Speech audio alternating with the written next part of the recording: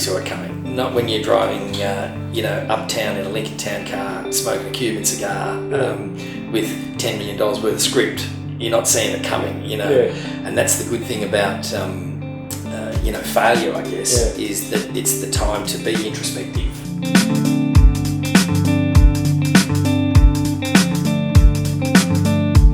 One of the messages I send out to any young people that I talk to is the biggest risk is not taking a risk. Yeah. The risk is doing nothing.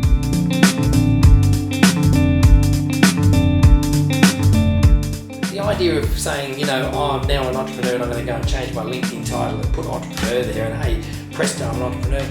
It's not a title.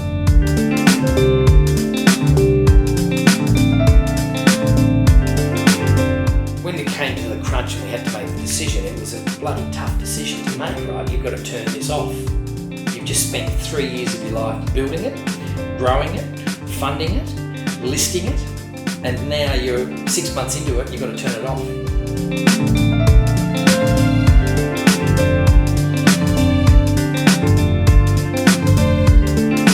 I have made more money out of companies I've started than I would ever make out of any house that I would ever buy and live in.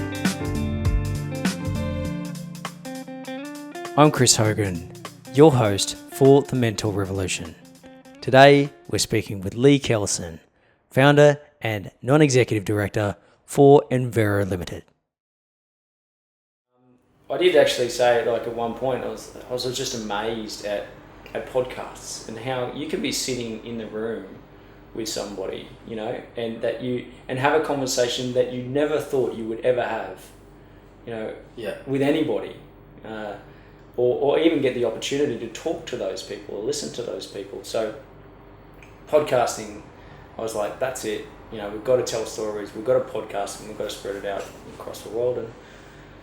So then we said, look, let's commit to creating 2 a month, and we'll get it out. So first of all, we interviewed Christine and Lou McGregor. Yep. And Lou from Peace and Podcast. Yeah. And that was great. It was about a 45-minute recording session at a cafe, and Christine came up with this gold nugget at the end that because I nearly cut her short just because we had some other appointments to go to, and she came up with this gold nugget at the end, which I thought was just brilliant for events people, and she's really proud of that little spiel that she gave as well. So she's been sharing it around, and it's just one of the, I think at the time it was one of 12 projects that came out of Big Blue Sky, the Big Blue Sky event. So haven't I don't think we've met our original idea of or KPI of creating 2 a month, but it's starting to build momentum now because we had to build the system and all that sort of stuff. No, it's I think it's a awesome initiative. I think it's look, some of the startups that I talk to don't want to hear what I have to tell them. And I know that they don't, but it's sort of tough love, and it's like some of them tell the story of what they're doing and where they're spending their money, and I just go, Christ, don't do that. Or they say they've already done it, it's tough. It's and I think there's also a fine line between mentoring and advisory stuff, because it's like, for me, it's like mentoring is sort of the giving back. I've had great mentors over my time, Who was your first one? Alan Flett would have been my first one. He was a family friend, and I knew him since I was, since we were toddlers, and we sort of grew up with their family, and he had a very successful manufacturing business where he had a contract to manufacture stubbies back in the 70s in Melbourne, and then he expanded his manufacturing base, and then of course manufacturing went offshore, and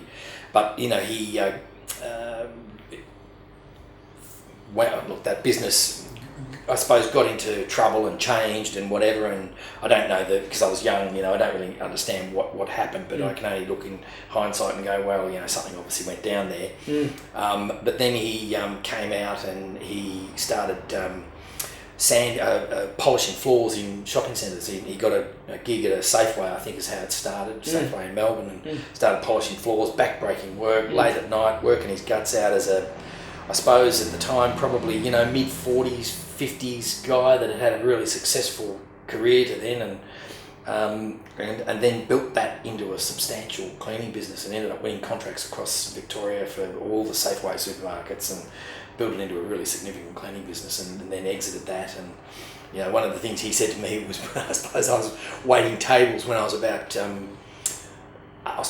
18, and he came into the restaurant with my parents for dinner, and I was waiting on the tables or whatever, and at the end of the night when I'd finished cleaning up and everything, I sort of went and sat on the table with him, and he told me, you got to have a 5-year plan. And I said, you didn't know what he's talking about. A 5-year plan. I wasn't thinking about 5-year plans. I was just sort of thinking about what was the what else was out there, what are the opportunities, and then I look back on that argument. It ended up being, we had a few drinks and sort of ended up in a bit of a drunk, one of those silly, stupid arguments where no one was going to win, and I was just a wet behind the ears whippersnapper, and here's this guy trying to give me some worldly advice, and I didn't necessarily want to take it because I thought he was, he was old hat. He didn't know what he was talking about, but now it's sort of 5-year blocks. It's like everything's around those 5-year blocks, and having 5-year plans and sort of looking out. You can't predict the future, but certainly trying to, assemble a plan of I'm here and then I want to get to there, and then setting those goals along the way and then sort of executing, definitely. And then I've had there's a guy on the coast here, Glen Iron. You want to get him. He's just amazing, that guy. He started Easy Find calendars in the 70s. I don't know whether you remember Easy Find. They were the calendar on the back of the door. Maybe everyone had one on the back of their door, and they had the businesses around the outside, the calendar in the middle. And someone had given him this idea, and it was sort of the calendar on the outside and a business in the middle, the butcher, the baker, the candlestick maker in the middle. And he looked at it and he sort of tells the story. It was rolled up under his couch and under his coffee table, and in the end his wife sort of said to me, for God's sake, you're going to do something with this, or get rid of it, I'm sick of this thing rolling around the floor. And he sort of opened it up one day and looked at it and went, what about if I flip it? And I put lots of businesses around the outside and the calendar in the middle. And then that started, what ended up being a direct sales empire. And so, when I met him, I'd done sales before, and I'd sort of worked in direct sales, door to door, knocking on doors when I was about 17. And he, what he taught me about sales, and he's just, amazing. So he's still here now. He's a, Masters world champion cyclist, and he was with I think he was at one stage the youngest junior champion many years ago, and he's gone on to build, like most people that I know, there's no one big success story and then then they retire or whatever. It's been a roller coaster, and it's up and down, and they've had their good and their bad, and they just keep rolling on. But yeah, look, I've had there's a number of others as well. Oh, good. Yeah, so. And so, where did you start out? Or what was your? You said you were waiting tables, but what was actually your first, leg into the? Well, I suppose what was it? You started in digital, didn't you? Well, no, not really. I started in. I guess the thing that I draw on as the starting point for me was my lemon stall in Melbourne when I was about 8. Right. And I draw on that because it was the first feeling of, a car stopping at a customer. Yeah. And like, wow, someone's going to pay me 20 cents for a bag of lemons. Yeah. So the story sort of went that I'm a keen Hawks AFL follower and have been for many years. Peter Crimmins was a Hawthorn sort of superstar, and he got testicular cancer. Right. And they started a fund when he passed away in the 70s. Yeah. And I was living in the outer southeastern suburbs, I guess, in Melbourne, and I decided I wanted to do something to raise some money for that. Yeah. And we lived in a fairly new subdivision with a lemon orchard and other fruits and things at the back, but lemons. And I remember sort of getting together with the local kids in the street. I remember two brothers, and we did a deal with the guy that owned the orchard that, you know, we could take anything that was on the ground. You know, some of it was sort of rotten and whatever, so we shook a few trees to get a few lemons. But then Mum, you know, used to do our school lunches in brown paper bags, and so we, you know, bagged them up in these brown paper bags and went up on the road and wrote a handwritten sign, and, you know, lemons 20 cents a bag, I think it was. And I just remember, you know, that sort of sense of, wow, it's working. People are stopping and people are buying lemons. And so we did it on Saturday and Sunday, and then I was sort of keen to go back up again Monday. And of course the dynamics of the traffic had changed then, because where we lived was the Park Road sort of went into the, you know, into the orchard area, and I suppose into sort of the hinterland. And so there was lots of Sunday traffic going out into that area. And on Monday, you know, it was just people commuting to get to work and drop kids off, and everyone said no one was stopping. And I sort of remember Dad had to, you know, come and get me and say, you know, I think you've done a good job. I think it's over. So but you know, that was very impressionable, you know, that time. And then I got into doing trading cards, football trading cards. So that was sort of, you know, I was collecting trading cards and then trade and swap with other kids, and then, you know, my idea was to get the biggest collection that I could and get as many multiples of the really rare ones that I could, and then I could trade those out. And so, you know, did a lot of that. And then I guess the first business. So my father was in mining, and we left Melbourne in 1975. He got a job with British Phosphate Commission, and they had a phosphate mine on Christmas Island, which is at the time was a phosphate mine. It's now better known, or, you know, unfortunately known as sort of the detention centre place where the boat crashed on the rocks and whatever. But Christmas Island is an island up near Indonesia in the Indian Ocean, and so we moved there when I was 10.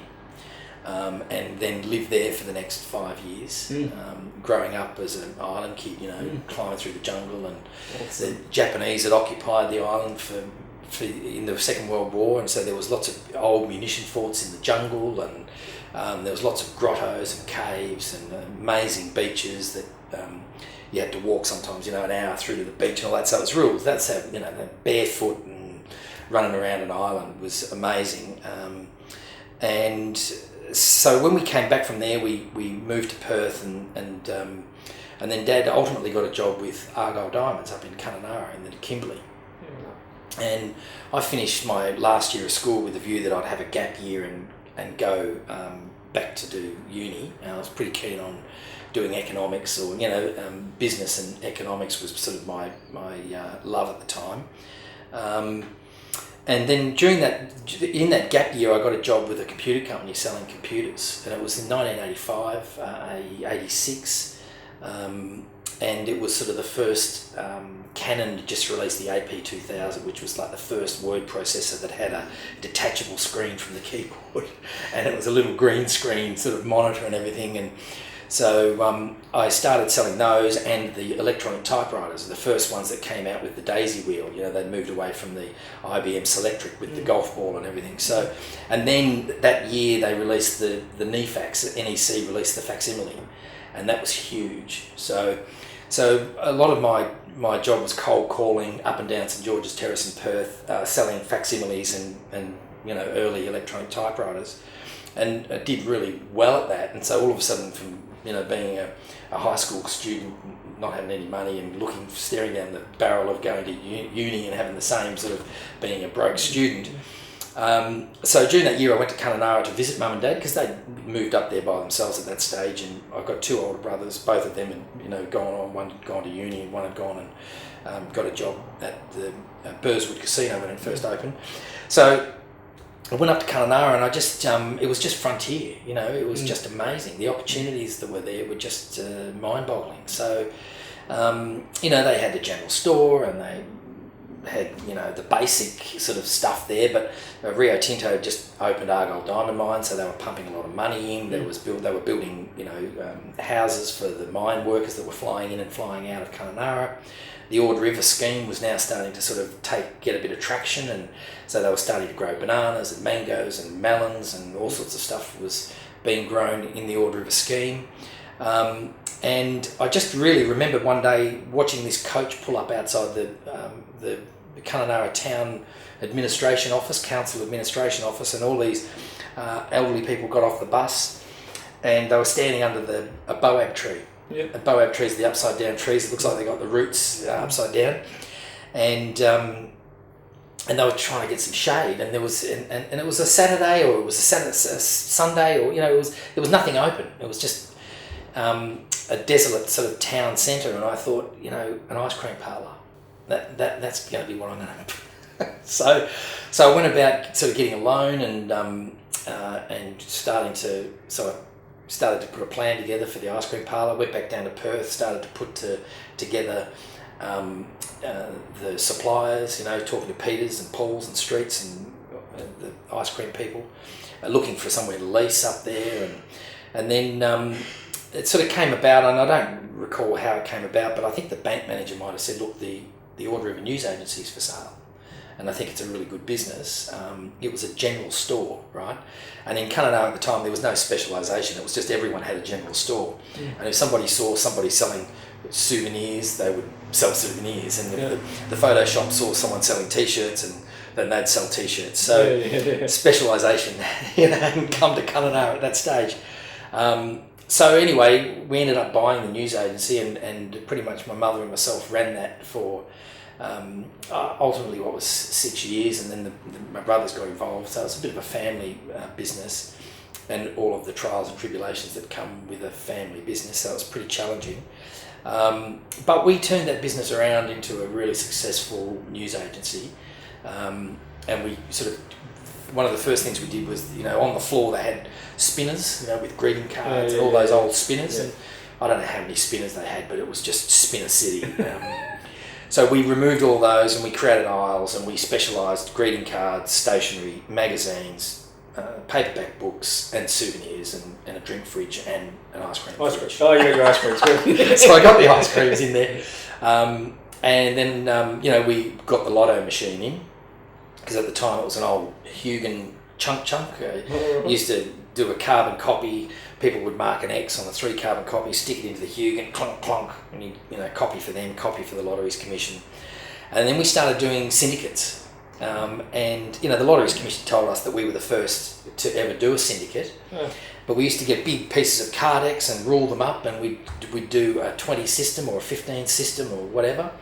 And then we would sell off pieces of that syndicate to people, and that just led to a boom in lotteries. You know, we took the lottery sales from, on average, you know, Wednesday close off, Saturday close off combined of about $1,200 a week to, I think the biggest week, you know, we did was something around 58,000 in lottery sales for a small country town in the middle of nowhere. That the Lotteries Commission in the beginning were reluctant to even give us the machine, because they were struggling to justify whether they'd get return on investment.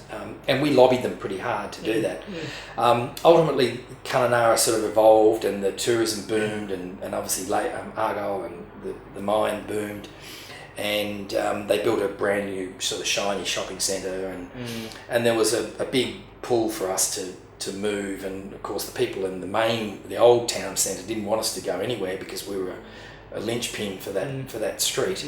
But ultimately we sold, and it was Charlie Carter's Supermarkets at the time, but they ended up getting acquired by Coles, and so the agency went in there, and you know, they sort of incorporated it in with their supermarket. It was never the same. It was never that family sort of news agency. But during that time, I founded a Holden dealership with a mechanic mate of mine, which ended up, we sort of had a split, and that fell out and didn't go anywhere, but we had some early success. There was no Holden vehicles being sold in town. There was just a Toyota dealership.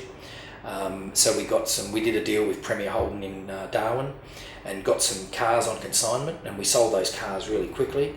And then we worked out there was more money in buying the mine cars from the mines, and we would bring them in and detail them, and then we would flip them to auctioneers in Perth and Darwin. So they were on the hunt for those types of cars.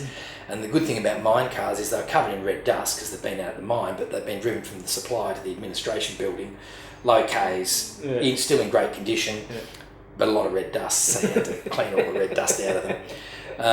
And then, because I was so keen, hack musician, and loved bands, and one of the things I used to love doing and still do is going to live bands, and I think our kids miss that these days. But a guy rang me from Frontier Touring in Sydney. He rang the news agency thinking that it was Ord River News, as in Ord River News paper. Yeah. He started asking me all these questions. Is there any venues up there? If we toured a band, and I said, well, I can do that. we can be a band touring. So I started Outback Entertainment and started touring bands, and the first band we did was Red Gum. Sorry, I don't know. Red Gum were a rock folk outfit that had a lot of success in the mid-80s with the Vietnam protest song, I Was Only 19. Oh, yeah. And John Schumann was the lead singer. Verity Truman was the multi-talented musician. They were a great band, actually. And they had a lot of success, and they were fairly high profile, and I knew them, and I was a bit of a fan, so I thought, okay, we'll do that. And then we did a tour of Kununurra, Derby and Broome, which was a 3-leg tour.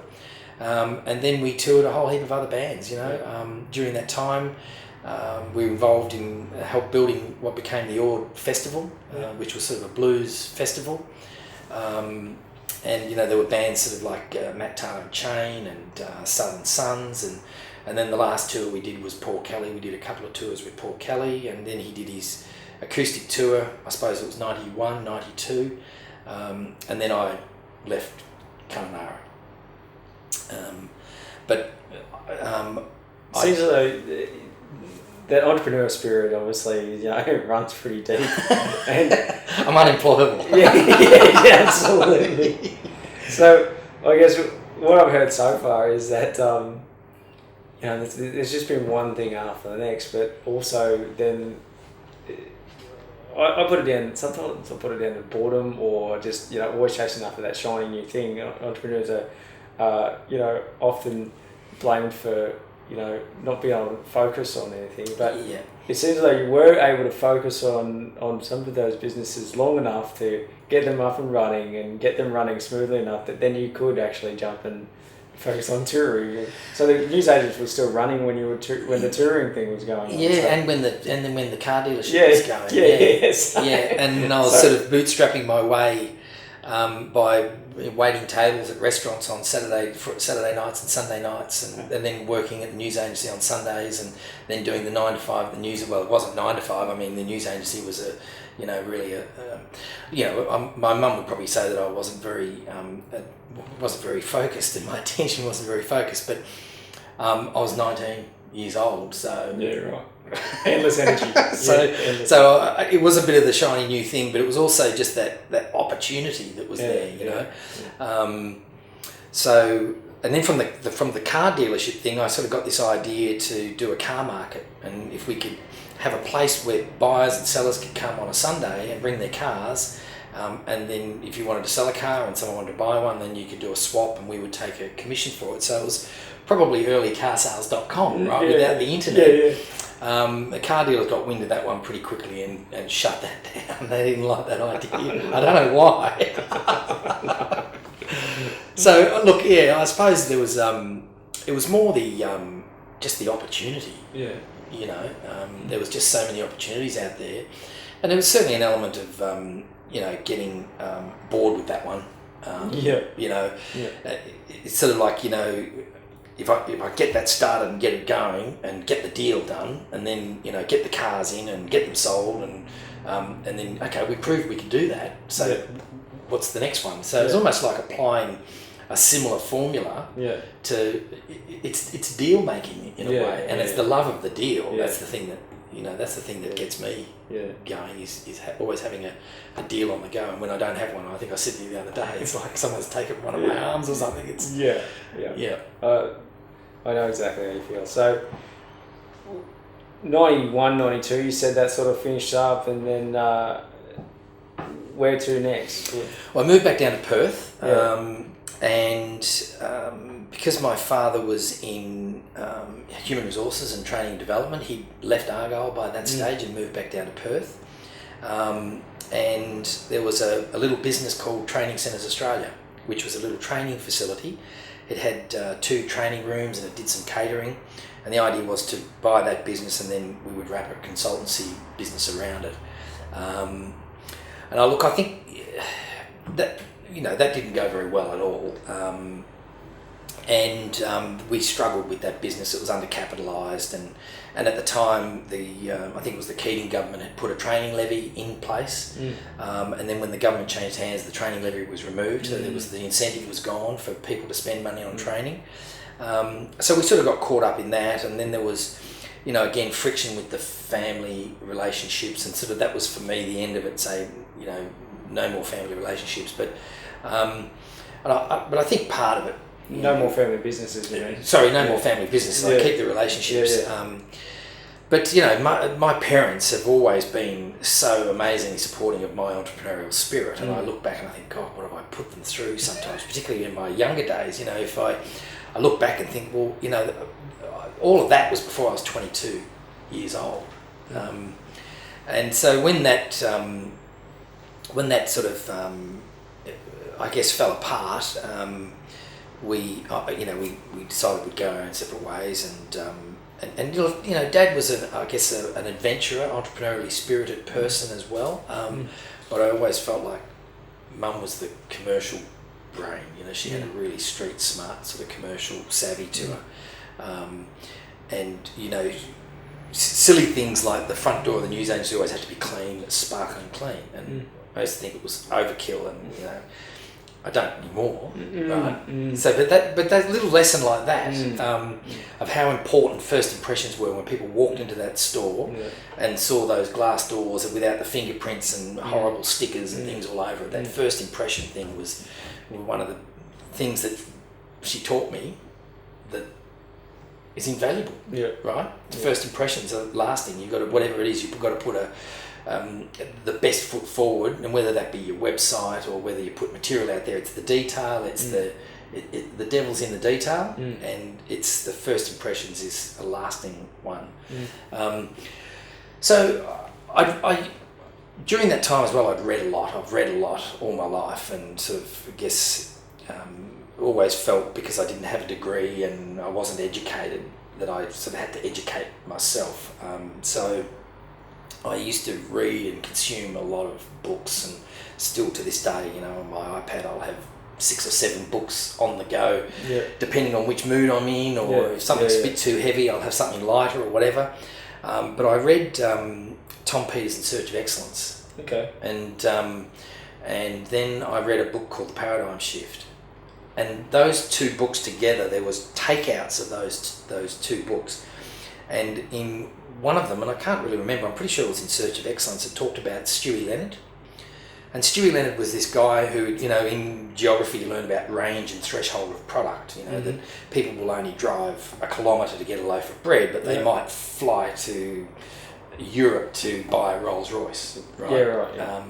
So it was talking about range and threshold, and it was talking about how Stewie Leonard had changed that with his supermarket chain.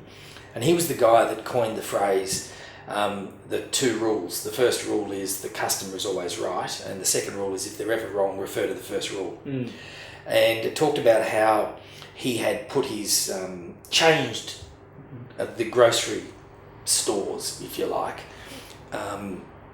by putting customers on the board, getting customer feedback and responding to that customer feedback. So iteration, if you like.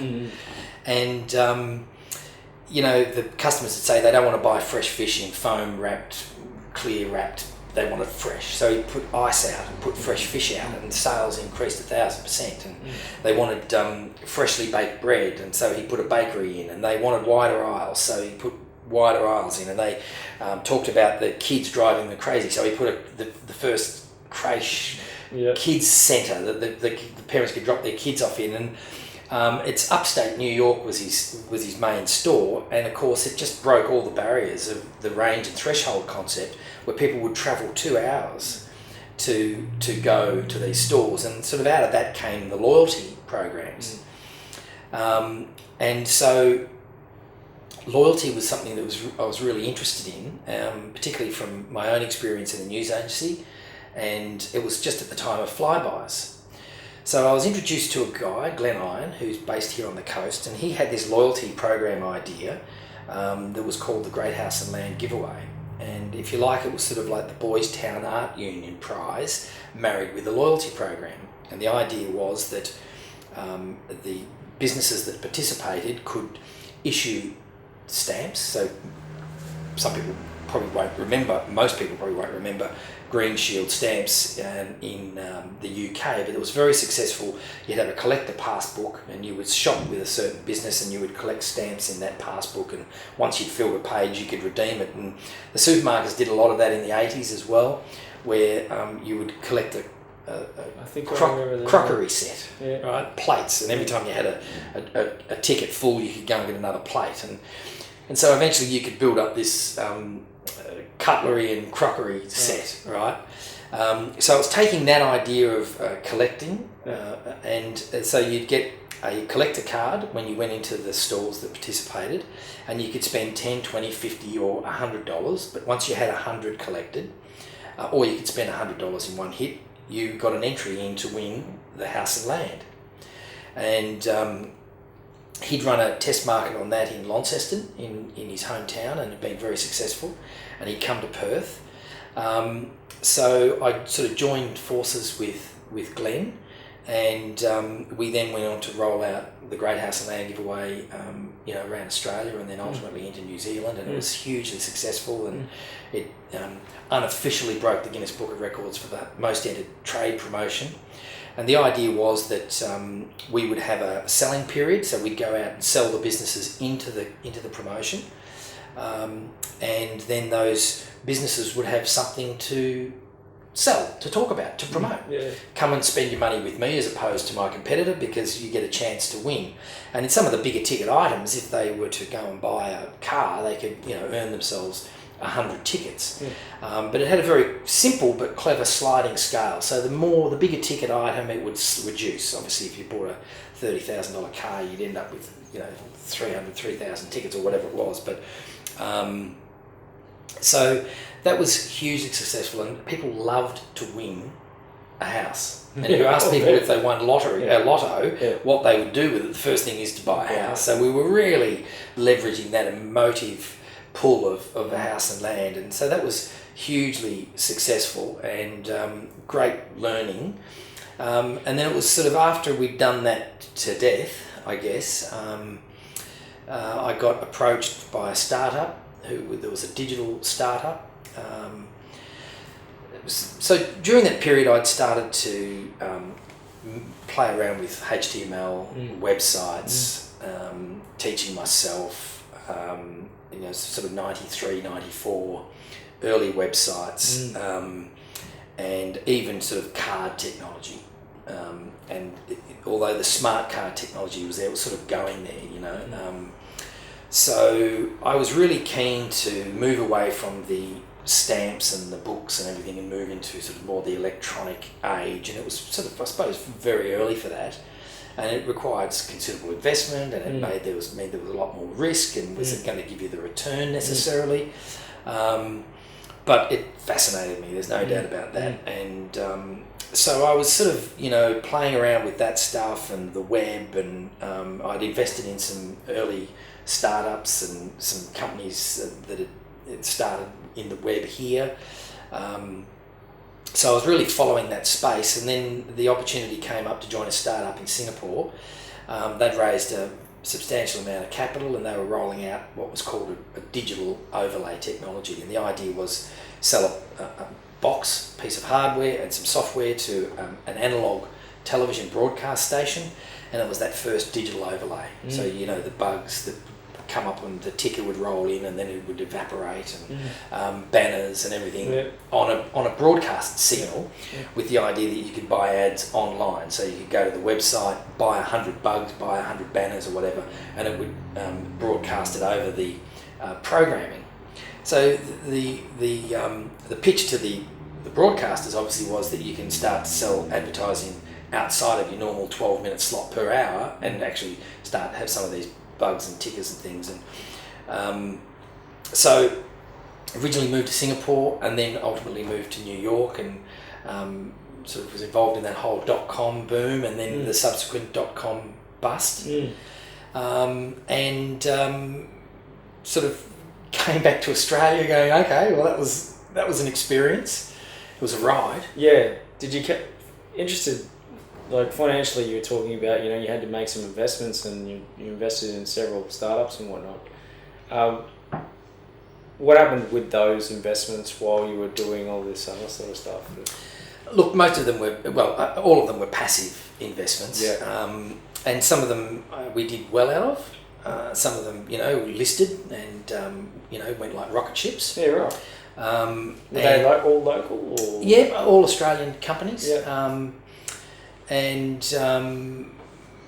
then the crash happened. Yeah. And then some of them delisted, and some of them merged into other companies and became others and listed on the London Stock Exchange, and then ended up with shares in a company that I didn't even know that I had shares in. And so there's some sort of bizarre stuff like that happened. Yeah.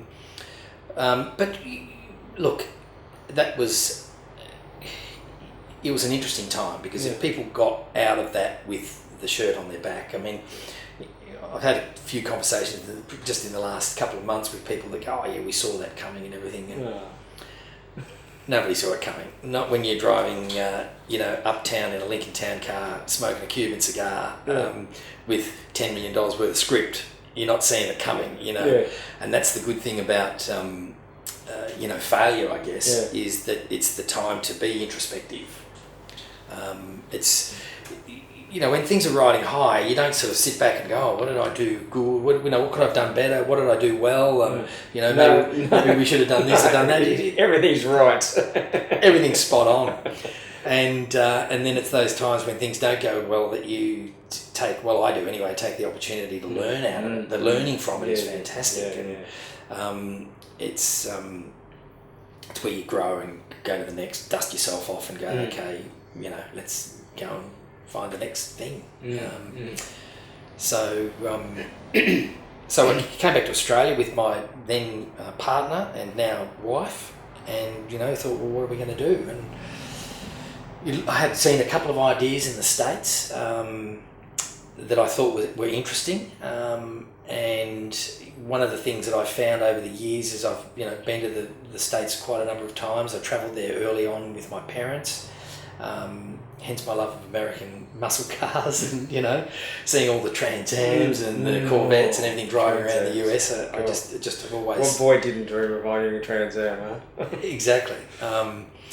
So there were some ideas, and one of the things that I guess I've always believed is that if you look to the US, you see things that are happening that haven't necessarily spread to other parts of the world yet. So I don't know how far ahead they are, 5 years, 3 years or whatever. Maybe not so much now that it's more of a global community and ideas spread so much faster these days. But certainly in those days, people were making a lot of money out of franchises like McDonald's and things that weren't in Australia. So I always have looked to the US and thought, okay, what's happening there that is potentially going to come here or that we can bring here? So we ended up moving back to Perth because we had family and my wife was expecting our daughter at the time. So we thought, okay, we'll move to Perth. Family. So how old are you? How old are you about then? I would have been 32. Yeah, right. Yeah. 33 maybe. And sort of moved back to Perth and then thought, what am I going to do? And I guess I was a bit a bit burnt out, I think, a bit jaded, you know. I was, you know, sort of battle weary, and is that because of the .com boom, like because it was tough. Yeah, because I mean there was so much excitement around it, and everything was positive, and all of a sudden it's all the fallout was tough. You know, there was, you know, horror stories about, you know, people that weren't able to cope, and suicides and things like that I don't think got a lot of publicity, and I think it sort of got buried, but there was certainly that was you know, close to you, and you know, it affected you, and so it's like, okay, now that's all gone, melted down, and it's all changed, and really looking back on it now, it's just the first wave of the web, right? It's just this beginning of the evolution, if you like. So a friend of mine had started a company in Perth that was sending electronic pathology results to doctors, and he was looking for, I guess, some help to try and break down some of those barriers with the medical community around electronic pathology results. So this was sort of early 2000s, and he said, well, you know, do you want to come and do some bit of consulting? And that suited me fine, because I just wanted to have 6 months of, you know, take a breath, right, you know, what else is out there. And it was sort of a conversation one day. He said, look, I've been approached by this company. They're looking at the idea of us processing cord blood stem cells. So I said, well, you know, what are they? So I started Googling and researching what they were. And so essentially, you know, the cord blood when a baby's born and after the cord's been clamped, and it's discarded, in that cord is rich in stem cells that created pretty much every tissue in that body. And of course, I'm not a medical person, but what I saw was just the opportunity, and started to research around the world, and saw that there was, you know, there's a booming industry in the US and Europe, and it was, look, there was some... it's about 2001, was it? 2001, 2000, yep, it was 2001. And then in 2002 we founded Biocell, which was sort of first mover in the cord blood preservation business. And the idea was that the parents, it was a private banking, and that they would pay a fee to have a collection kit sent to them, and the midwife or the obstetrician would do the collection at the birth, and then it would be sent to the laboratory. The laboratory would process the stem cells, and then they would be cryopreserved at 196 below, or whatever it was. And so it was sort of a biological insurance model. And so I guess through to the next 4 years, really battled the odds to try and break that business into the Australian market, and it was challenging. There was being so new, there's a massive amount of education that you have to do around that, and and there was elements of you know, parts, I guess, of the medical community that believed that it was preying on, it was an emotive prey on expecting parents, that there wasn't proven medicine there to see that they would ever be used. And there was another sector, if you like, that believed that it should all be stored for public use, so that anyone can access those. There was a school of thought that, and some scientific evidence to back up that maybe you would never use that particular sample or cord blood for that child, but you may use it for a sibling. So there was still a lot of controversy around it, and it was the same time that Professor Alan Trounson was out there talking about embryonic stem cells. Yeah, right. And of course that was highly controversial, but there was a big differentiator between using adult stem cells, which is what they refer to, the cells at the stage of their life, not from adults, but from the babies. And so it was very controversial, and it was very tough, and it was working with the Therapeutic Goods Administration, and so, look, you know, we ended up exiting that business through an acquisition by a company that was looking to enter the Australian market, and really got out, with a sort of break-even exit, and thank goodness I'm out of the medical science arena. Because look, it was a great experience, but I was coming at it from a sales, marketing, commercial perspective, and the science community was coming at it from a science perspective, and that was very, very challenging.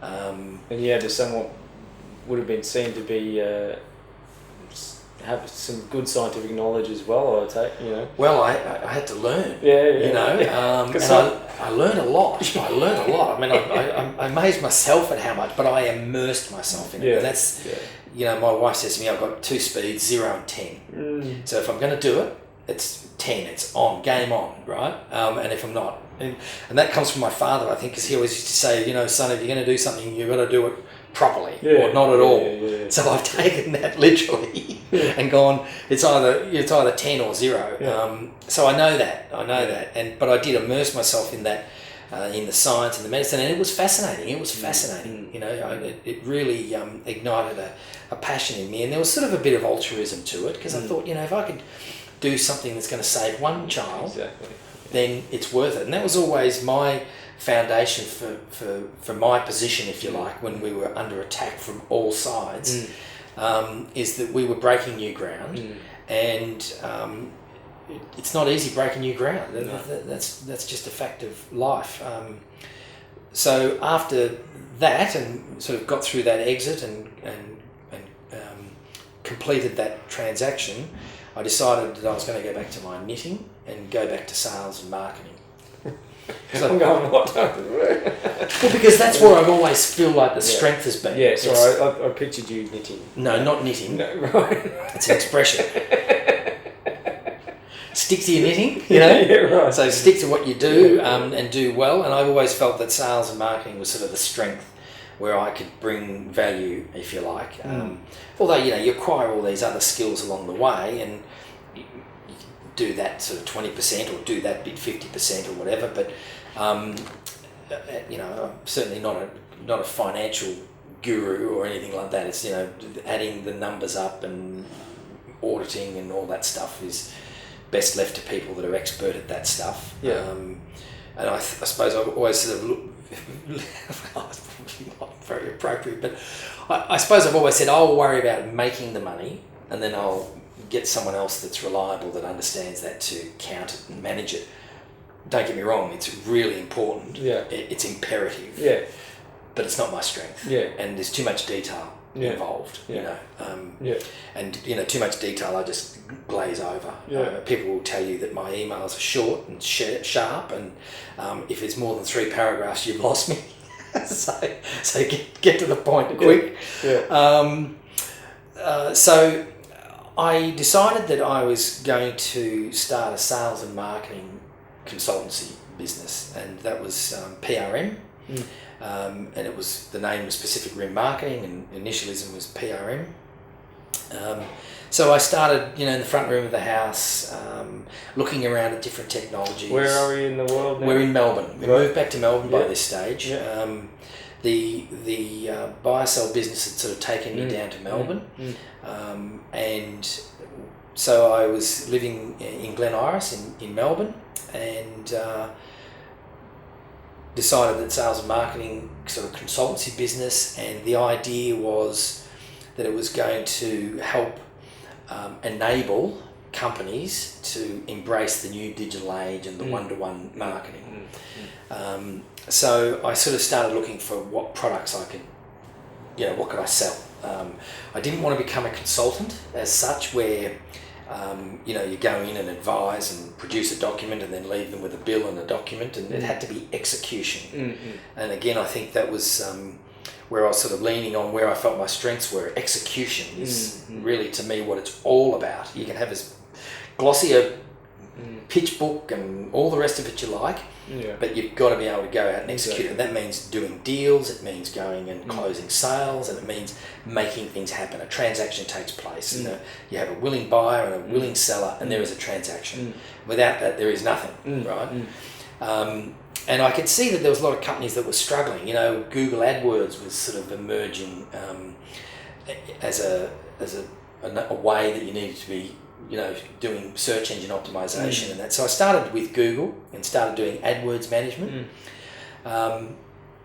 And then it was at a seminar an event that I went to in Melbourne, and it was by an advertising agency, and they started talking about the media landscape and the fragmentation of the media landscape and the proliferation of more and more media outlets and ways to get your message to the market. And this was sort of even before the Facebook and Twitter and all those things were really starting to come to the fore. I mean, they were around, but they certainly weren't on the slide that he put up.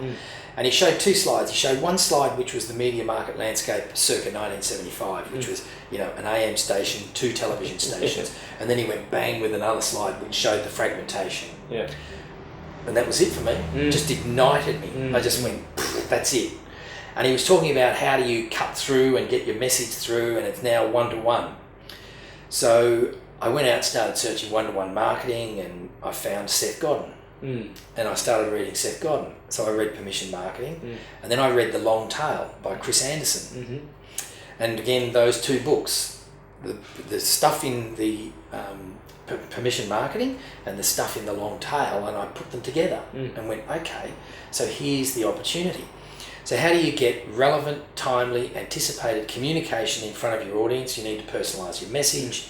You need to manage your customers and your prospects and take a view that they're an asset and not breach that trust that you have, and or at least develop trust first of all and then not breach it. And then that led to marketing automation. So how do you manage that? So I approached I got introduced to a company in the US called Manticore that had this really cool marketing automation engine. The guy that had developed it was an ex-NASA programmer, and he had created this really cool workflow with a drag and drop interface where you could go, drag in, start process, second, if yes, then go to here, and then if no, send them this, and wait for 3 days and everything else. And I went, that's pretty cool. So started developing that business and getting a bit of traction with that, and at the same time I was building e-commerce websites. I met a guy who had built a little e-commerce template. He was doing the nice little turnkey, inexpensive ways for people to get online and have an e-cart. So I was selling those and building those at the same time, and then it was him who actually said to me, oh, you want to check out some of these online CRM systems, because what I'd done was through a mate of mine in Perth who had a digital agency, a marketing company, and he was doing really cool stuff with Fuji Xerox with their XMPie suite. And XMPie was a really awesome piece of software, and it's still around today as far as I know, that allowed you to do variable image, variable data, cross-media. So you could do a digital postcard, you could do a personalised web landing page, you could do a personalised SMS, all from the one sort of interface. So we started doing these really cool postcards. And one of the campaigns we did was for Holden when they released the new Monaro. And you could personalise the number plate. Hey Chris, the new Monaro's got your name all over it.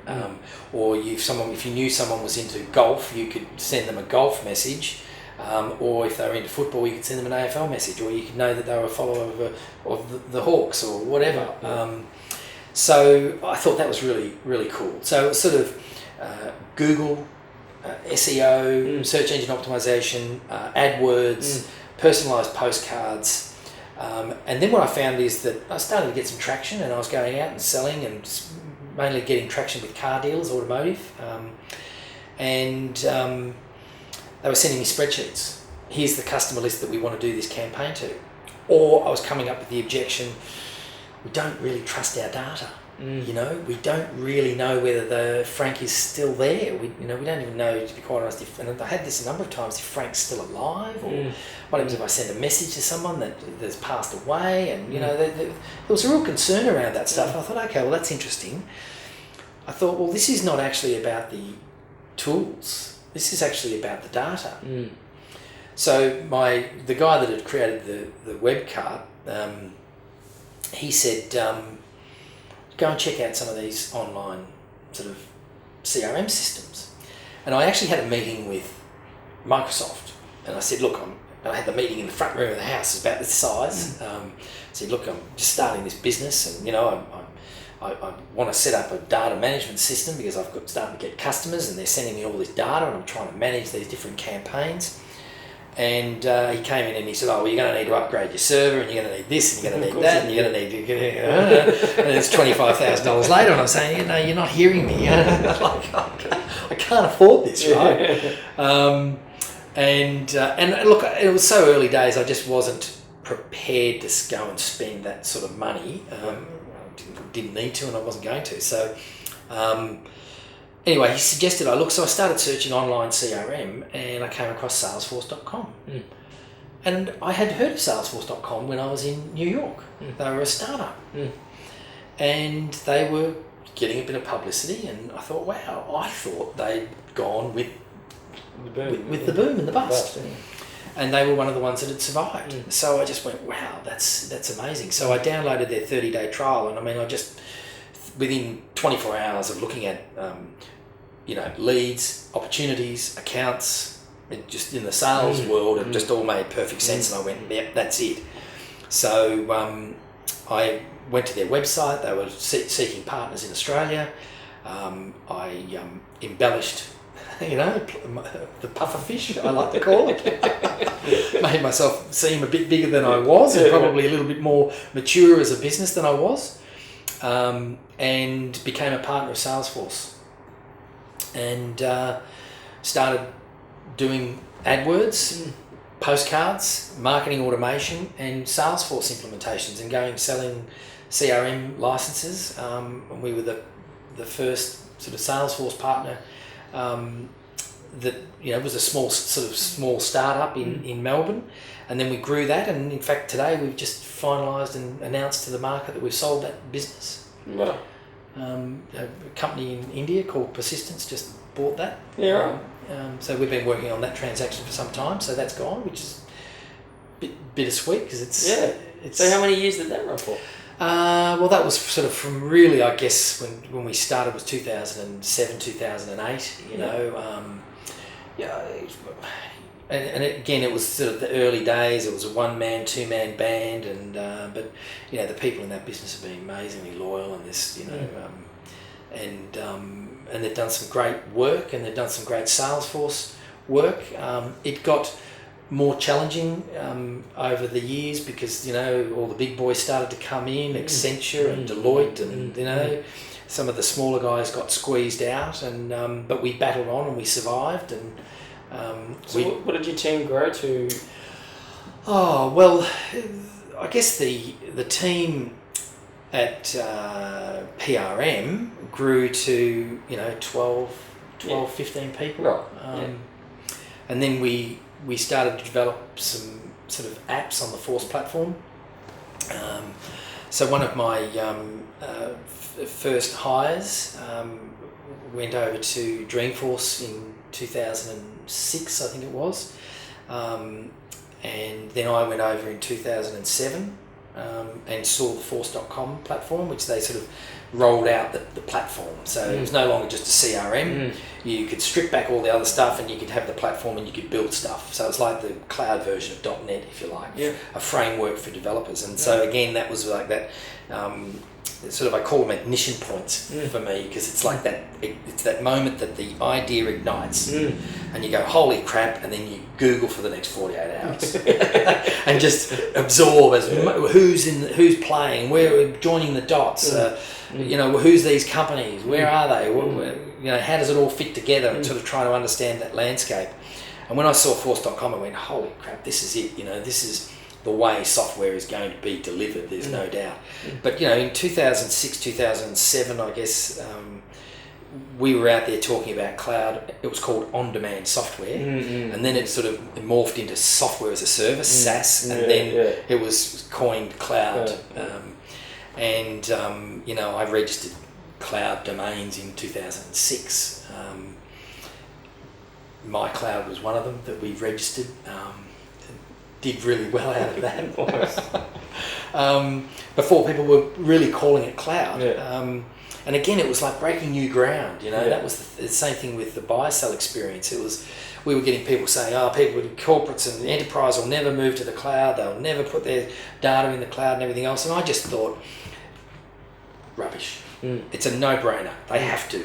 They have to, because a number of market dynamics are going to force it. And in particular, software companies. How are they going to be competitive when they've got, 30% of their time managing legacy versions of the software, 30% managing cross-platform compatibility, and 30% of the time innovating. And in this cloud model where you have a single source code and everybody's updated and you're on one version, you can focus 100% on innovating and bringing new features and new functionality to market rapidly. So it just seemed to me that it was the way to go. So we built a number of apps over the next 4 or 5 years, I guess. Web apps, yeah. All cloud-based enterprise apps. So, professional services management with sort of workflow automation in them, and not-for-profit donor management systems. And a lot of it was because we were working in the services area, and there was lots of opportunities that you would come across, and you'd say, okay, well, there's an interesting idea. There's not much there, and there's not many apps that are solving that problem. So again, the thing that I would say to any startup is talk about the problem you're solving, and that's what I find there is lacking out there. They talk about the cool team, there's the amazingly smart people, all the other stuff, but what is the problem that you are actually solving? That's the crux of it. And so that's where I was saying, okay, well, it goes back to the ice cream parlour. What's the problem we're solving? We're giving these people that are hot an ice cream and a cold drink. Right? It's a problem. Okay? It's not a huge problem, but for the people that are standing under the boab tree, it's a huge problem. We played around with lots of different apps, and we sold some of them, and some of them were more configurations. So they would sell the Force licenses. Salesforce, we'd bring Salesforce in, they'd sell them some licenses. So when you were developing them, were they were just self-funded? You weren't asking for investors or anything like that? No investors, no. It's just self-funding and bootstrapping. And, so how did you set yourself sort of time frames to get them up and running and see? No, not really. No. I'd love to say, oh yes, we really were very mindful of that. It was just opportunistic. It was the services business was sort of generating reasonable cash flows. It's very difficult to be profitable in a services company at a certain size. You need to be certain size, and I guess to get any business to $1 million revenue I reckon is the toughest gig. Right, 0 to $1 million is really the hard part. It's all. Every phase has its challenges, right? But certainly my experience is, it's probably my sweet spot is 0 to $1 million, and then it's a number of things probably get a bit bored or looking for something else or it was opportunistic, and we'd go, okay, there's a cool app that we can build for that, and look, part of it was also services can be a bit mundane, it's like we're going out and we're servicing and we're running training, and it's all very sort of process-driven implementation, get them up and running, get them successful. But it was always, to me, the holy grail was building apps, right? Because you build it once and you sell it many times. That's the difference. Yeah. And services businesses are catch and kill, deliver success, onto the next one. But I guess the underpinning that for me was the customer success. Didn't matter how small we were, customer success. And even sometimes when you had these big guys looming in on you and you were this little sort of boutique-y services company, it was, okay, where do we play? Right? We're trying to sort of punch above our weight by doing enterprise rollouts, because the big guys can come in and do that. So where can we play that's a nice little sweet spot for us? So it's always, okay, where can we fit in here? Where's there a gap? And the gap for me was in the verticals. So again, I was sort of drawing on experience going, okay, so when you go to market, you go, very horizontal. You just sell whatever you've got to anyone that will buy it, and low-hanging fruit, right? Just get low-hanging fruit and get revenue through the door, right? Cash flow, lifeblood. You've got to get cash flow. So where can we get that from, and where's the easiest place to get it? And do we want to be in these long, drawn-out enterprise sales cycles, or can we just fit in this nice little niche? And again, that long tail idea, right? Lots of niches. You don't have to be playing with the masses, but you can find a really cool niche. The example I use is that, in 1985 you had a magazine publication called Classic Car Magazine. In the emergence of the web and the long tail, you have all these niches. It's no longer a broad magazine for car lovers. It's 1967 fastback Mustang red convertible lovers, right? It's very, very specific. But it's the idea that Seth Godin introduces around the tribe, right? If you can engage the tribe and give the ants megaphones, you only need to be playing in that niche to make a really solid, viable business. And interestingly, I find that everybody wants to boil the ocean. That's one of the things I find with startups. It's always global domination. Then we're going to take down China, and then we're going to take down Russia, and this. And there is no shame in building $1 million company. There's no shame in building a $5 million company, a $2 million company. It's okay, right? Not everyone is an Uber, a multi-billion dollar company. And, if you look under the hood of Uber and go, well, look how much money they have raised. And, okay, they've been successful in that, but they haven't turned a profit yet, right? Yeah, right. Twitter. I mean, how are they going to make money? So, size is not everything, right? And there's nothing wrong with, having a niche and focusing in on that niche and doing that really, really well. So I started to turn my attention to the sectors, and one of my fantastic, great mentors, John Nicholson, doesn't say much, but he will say things like, what's your distribution? So what do you mean by that? But he doesn't elaborate that much. But it's sort of almost like he's sowing the seed to go, well, what is your distribution? What are you going to do? Go and knock on doors and sell and ramp up this almighty global sales team? Very expensive, very difficult.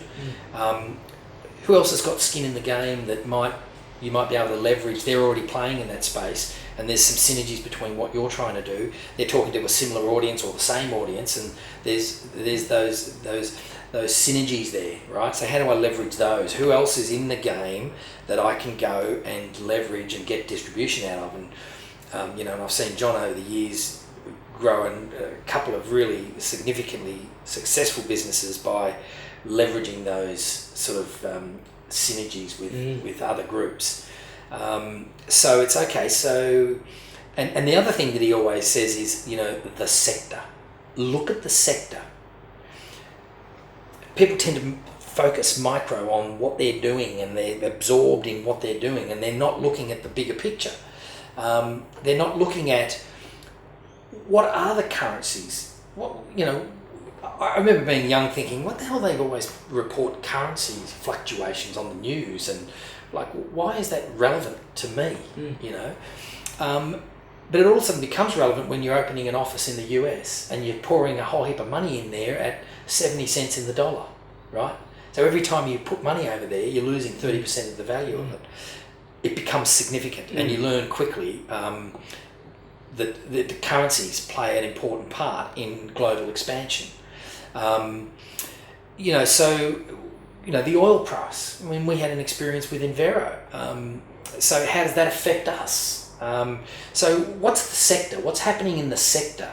What are the players there? What's the government regulation on that sector at the moment? Is that likely to change in the distant future or the near future? What is it now? Who are the people that are in there playing in that sector today that are under those government regulatory regimes at the moment? They all have an impact on your business. And so don't think they don't, they do. And so it's important. I find it important that every morning I get up and the first 2 hours of the day is absorbing the Wall Street Journal, the Straits Times, taking on all the information from around the world as to what's happening at an economic and political level, and going, okay, so, and then sort of distilling all that down, saying, okay, how does that affect me in my business here today, and what are the shifts likely to be, and where are the sands moving to, and where's going to be some safe sandbars to jump on, and where's the rip going to pull out, and the sand's going to evaporate, and you're going to be swimming in a rip, right? So, so the sector was what John always used to say, look at the sector. And so I looked at the sectors that Salesforce were growing in, and it was the verticals. And as the market starts to mature, then naturally markets migrate into verticals, right? That's just what happens. And as the verticals start to evolve, you see financial services, real estate, automotive. So what sector is there opportunity for growth? And that sector was the mining sector. And it was one of those sort of moons aligned. I was looking in Perth. I knew Perth, right? I spent many years in Perth. I understood the mining business because I grew up in it. So I went, okay, Salesforce aren't playing there. There's no services partner in Perth. There's really not a lot of services partners in Brisbane. So Perth and Brisbane is the uncharted waters, right? It's the old the art of war, the territories, and where is that unclaimed territory? So I thought mining, Brisbane, Perth, rather than trying to compete in these becoming more and more competitive markets of Sydney and Melbourne, we look to these sort of newer territories and in the mining sector. So we started to look to expand our services business over there. And my older brother, Wayne, sort of followed in Dad's footsteps, I guess, HR mining, and had been for the last 12 years or so working overseas as an expatriate, mobilising large-scale workforce to greenfields mining oil and gas projects and infrastructure projects. And so he was in Africa, and he was in the Middle East, and he was in Southeast Asia, and he would come in off his swings and spend time the week off with us, sometimes in Melbourne, and sometimes he'd go to Phuket or whatever, but he'd come back to Melbourne often.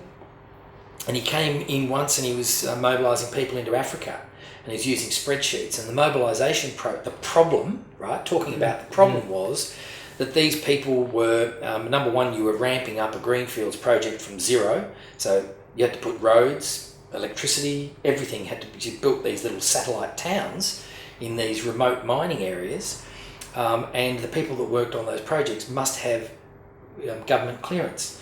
They need to be police checked. They need to have fit for work clearance. They need to have all of their tickets in order. So they might be able to drive a 20-ton slew crane or a 40-ton slew crane, or both. They might have an underwater dive certificate that they need for working on offshore. They might have a rig platform. They might have a white card, a green card, a pink card. Like, it goes on and on and on. So how do you manage all that stuff? And how do you make sure that all of the ticks have been done and that everything's been verified? So he showed me the spreadsheet, and I said, well, we can build an app for that. So over a period of a week, I sort of built a little prototype with the help of my architect, and sort of showed him, and he said, yep, we want one of them. That was it. So we said, all right, let's build it. So we used offshore developers to keep the costs down, to build sort of a minimal viable product. And then we put it in front of a customer really quickly, and they went, yep, we love it. And then how long did that, what do you mean by really quickly? What sort of? Oh, within a couple of months. Yeah, right. We built minimal viable product and for about $10,000. Yep. And we got it in front of the first customer, and they said, yep, it's fantastic. And the procurement cycle and the enterprise legals and everything else took 6 months. And that's one of the killers for particularly enterprise software companies, is that you can make your product really quickly and get it to market quickly, but these procurement cycles just kill you, which is a real shame, and something needs to be done about that we need to encourage these companies to cut some slack to some of these innovative companies so they can get in there quicker and get users and then get that iteration cycle happening quicker. But that's another story. Anyway, we sold it to another customer and another customer, and we really started to get some traction, and it was going fantastically well. And so we raised some pre-IPO money, and then we took it to an ASX listing in 2004. And, interesting talking about timing and macroeconomic events and global economic events. When we did the first round, I think the oil price was about $118 or $120. By the time we got to the listing on the 4th of December, I think the oil price had dropped to about 85. And by the time we came out of the blocks after Christmas on, the 8th or whatever it was of January, I think it had dropped to 55, and then we just were in this head-on oil price crash, and our pipeline that was a big fat pipeline of capital works projects and greenfields oil and gas projects, one by one fell over like dominoes, just one after the other, after the other, after the other. It was like living through a nightmare. Before you actually got listed. We listed. You just listed at the 11th hour. Yeah. But we still had customers, and we just built out our team in the US. And, awesome team of people we put together. So obviously, I just need to say, we just had a short interlude with batteries need to be replaced on devices. Leigh's got a good mouth on him, got a good story. So it's the sales guy. Yeah. We're all friends here. No, but so where were we? And Vero was obviously going into ASX listing. You built a team, and price of oil was fallen, and oil companies were falling over. So you're in the US now, and you built up a good team there. So I mean, it started here, and you sold that software into many Australian mining companies, I imagine. Yeah. So with the US team, it had been sold into US mining companies as well? Well, we were, we had pipeline, and we were early. There were some that we were further down the track. So there was some, early prospects, and then there was well down the track of negotiating enterprise agreements with some of those companies. But of course, there was, the caution just, enveloped the industry. It's like, we're not spending anything. If we're doing it now on spreadsheets, we'll just keep doing it. And it just became, there were some projects that just got put onto what they call go slow. So all of a sudden they just slow it all down. There were others that because our sweet spot was greenfields startup projects. Other applications in the mining sector may have been more operational mining, right, where we've got mines that are operating. But we were specifically lined up with more the greenfields projects. So, there was, a $50 billion project in British Columbia. There was, a $70 million project in Mozambique. There was massive infrastructure projects in the Middle East, all of which we were lined up to, and we were, starting to either have conversations, or we were well down the track, and with some we were at the second demo stage, and others we were in the middle of negotiating enterprise agreements for wider rollouts. We had a number of pilots on the go. It was the dichotomy was that it was going really well. People loved the product. It solved a big problem in the industry, but if they're not going to go ahead with greenfields projects and man up these huge projects, they don't need you, right? So we still had a good customer base, and then it was sort of, crunch time, decision time. What to do.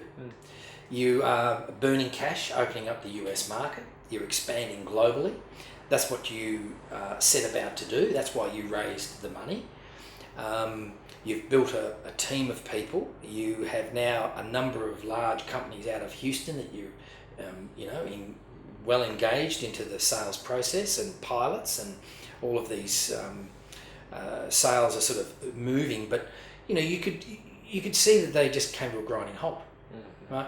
And what was worse I guess what evolved was that we thought, well, we'll battle it out, and we'll get one or two of them, because we had a pretty decent pipeline at the time, and we were really the only product we knew that solved that specific mobilisation. There was others that did onboarding and training and orientation, and there was others that did recruitment, but actually the mobilisation piece, getting people onto these sites, getting them through the gates, getting them security cleared, getting them into a bed, getting them onto a flight, getting them into a bus, whatever. It's that logistics stuff.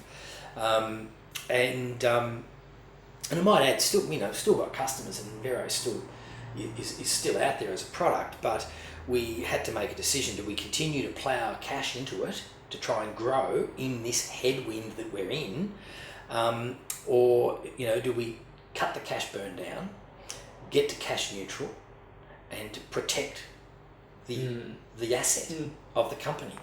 And you say, well, what is the asset? It's the product. Well, when you're a listed company, you've got investors, and those investors have bought into a business and an idea, and the team and the product that it's solving, and the problem rather it's solving. But you've got to take on board some of those, particularly the cornerstone investors that have been around these markets for a long time, and they understand that these down cycles like this, can last many, many years, and it's not just a passing phase. It's 3 months and we'll be out of it, and it'll be blue sky. So I guess you're taking information on from everybody, and trying not to go into a crisis sort of mode. It's difficult not to, because you're saying, another call.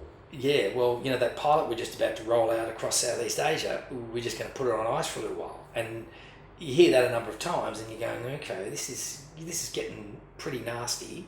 This industry is in real meltdown stage. But then I guess what exacerbated that was the traction we had with executive sponsors within these organisations were leaving, were getting laid off. So that all of a sudden the rationalisation in the industry came on. And as soon as that started to play out, that was the sort of, for me, the holy crap.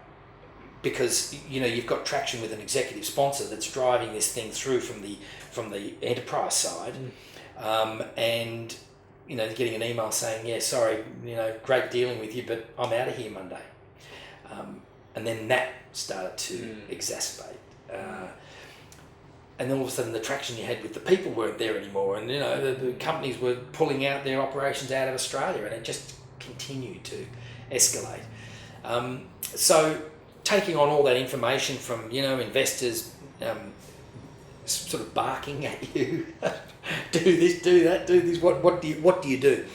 So I guess one of the good things is that I think I learned a lesson out of. Well, I learned a number of lessons. It was an amazing year for business for me in terms of growth. Yeah. And in fact, I was talking to the Bond guys at the Executive MBA, and I told them the story, and then at the end of it I said it was the most amazing years of my life, and they said, you just told that story and it's amazing. I said, yeah, because the learning and the understanding and the growth out of that, but one of the big lessons was the board, right, and the importance of a board. And I think a lot of people tend to put boards together because it's mates or whatever, we'll get on the board and we'll be a board and we'll be a board of directors. But a board, having a really solid chairman and having a really good financial controller that can give you no holes barred, this is what it looks like, right? This is the run, this is the burn, this is the runway we've got, and then being able to look at those scenarios and say, okay, what happens if we do this deal and we get that over the line? So there was deals that we thought we maybe still be able to get over the line, and if we got that, well, that would extend our runway and that would make a big difference. And so there was, we had to analyse it, and you just have to sit back and really look at all the possibilities. But I think for me, that entrepreneurial spirited side kicks in, and you sort of say, I always going back to the old 80s program, but MacGyver, you know. Yeah. So, I mean, I think most people do know MacGyver. So I love MacGyver because, you know, I always sort of think you give MacGyver a shoelace, a piece of tinfoil and an orange peel and he builds a rocket ship, right? So it comes back to the needs based versus what you have, right? What have you got? Well, we've got some cash in the bank. We've got investor spread. We've got an ASX listed vehicle. There is other sectors that are going really well. There's other opportunities out there. Does this have to be it? You know, maybe timing is everything, right? Maybe the time's not right here. So what have we got, and how can we leverage that to do something different? But then it becomes crunch time. You've got to make some decisions. You've got to make some decisions about laying people off, and that is the toughest thing for me, always, because you know I guess I've sort of been a student of Richard Branson over the years, and you know, he always talks about people being the essence of a company, right? It's just people. That's really what a company is. And you know, some of these people have just been hired and they've left other jobs, and you know, but unfortunately, the brutal reality of you know, any company, and particularly a listed company where there's investors, and you have to have the best interest of the investors at the forefront, right? That's the reality of it. So we sort of did up a matrix of opportunities that we might want to look at, and we sort of decided that it needed to be consumer, social, mobile, and China, the Asian markets. And we had a number of merger and acquisition people sort of come to us. So I'll go back a bit. When it came to the crunch and we had to make the decision, it was a bloody tough decision to make, right? You've got to turn this off. You've just spent 3 years of your life building it, growing it, funding it, listing it, and now you're 6 months into it and you've got to turn it off. I mean, you know, I laugh about it, but I'm not laughing about it. No. It was a tough decision to make, but ultimately it was the right decision. It's kind of like a laugh cry. Well, it's kind of like if you don't laugh, you cry. I mean, you know, definitely. But it's business, right? And you've got to arm yourself for all outcomes, if you like. And you go, okay, so what have we got? So what would that have meant for you? Like, I mean, yeah, you'd give okay, everybody's obviously, you know, potentially in the shit here. You know, we've got all the employees, we've got, you know, investors and all that sort of stuff. And I mean, was there a moment or a flittering thought or an actuality that might be the end for you in terms of that business? No, never. It wasn't looking that bad? Or it was looking that bad and you didn't think that way? I think if we had have continued to burn the cash at the rate we were burning and continued into those headwinds, I guess in a way the decision that was made, as tough as it was, has been vindicated since. Yeah. Because the benefit of hindsight's a wonderful thing, and we can look back sort of 12 months down the track and see that things have got considerably worse. They haven't got any better, and it's continuing to go that way, and we're still hovering around, you know, well, the oil price ended up at 38, 39 just recently, right? So, yeah, you know, you look at that and say, well, if we had battled on and continued to burn the cash we were burning with the view that we'll get there, we'll just keep going, well, we would have been out of money by now. It would have been all over, and everyone would have lost their money. And the fallout and the ramifications of that would have been far greater. So it's when do you cut your loss? You know, but for me it was always survival, right? We've got to survive. We have to survive. It's been like that for me forever.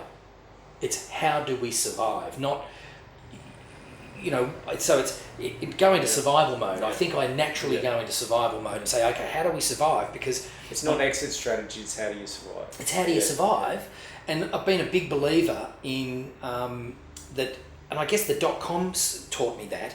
It wasn't the ones that were the smartest or the best technology or whatever that survived that. it was the ones that survived. It was the ones that came out of it. And the opportunities that then emerged in the years after that were the Googles and the Facebook and Salesforce.com.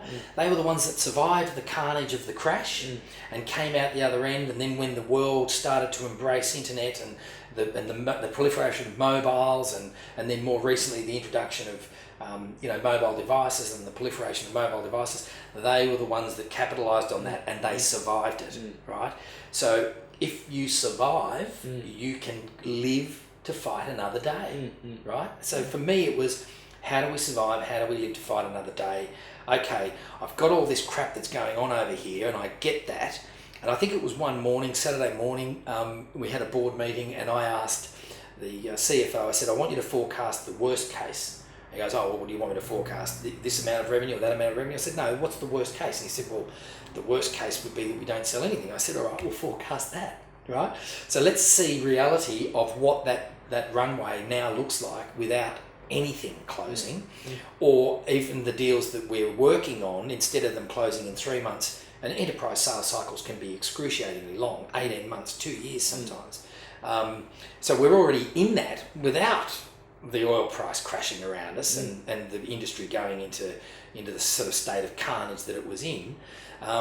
So what was the worst case? The worst case is these sales cycles could last 4 or 5 years. And we're in the middle of it, right? So I wanted to get a picture of what the runway really was if we didn't sell anything. How long could we survive? And then I guess the other factor that comes into it is it's a bit like trying to slow a semi-trailer down. You need some braking distance, right? You can't just turn it all off and then go, okay, good, we've got it cash flow neutral, you beauty, off we go on to the next thing. You're going to burn cash braking, right? And it's different to stopping a car to a semi-trailer or one of those huge Northern Territory road trains with 3 trailers on it. And I felt like we had a huge Northern Territory road train with 3 trailers on it, right? Because we were in serious expansion mode. We were going hard, right? We was go hard or go home. So we had to pull up this road train. And then you go, okay, so, and I guess the forecast that we started to do then was, well, how long is this road train going to take to slow down, even if we turn it off tomorrow?